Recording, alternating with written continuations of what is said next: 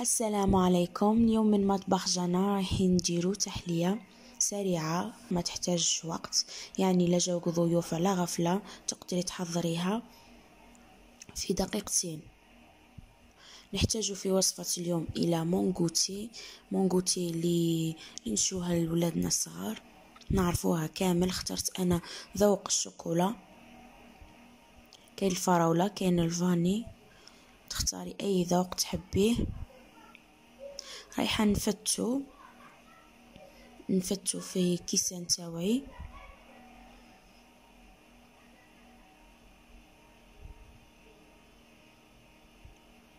ندير طبقة منه في الأسفل،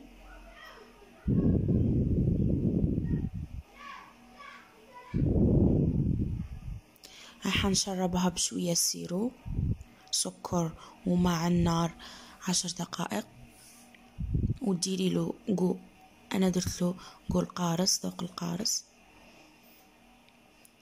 كنت اخفقت كريم شونتيي، ندير طبقة منها، نزيد طبقة اخرى،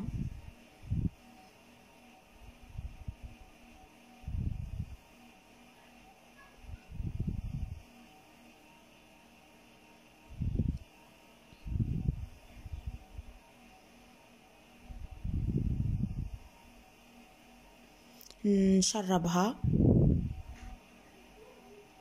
وصفة اليوم هي عبارة عن فكرة سريعة باش تسلكي روحك.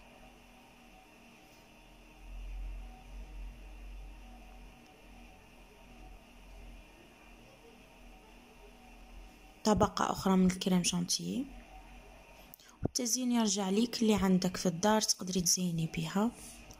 ان شاء الله فكرة اليوم ماشي وصفة، ان شاء الله تنال اعجابكم وتصوفيكم في المواقف الحرجة. لا تنسوا الاشتراك وتفعيل الجرس لمشاهدة الفيديوهات الجدد، والسلام عليكم ورحمة الله تعالى وبركاته.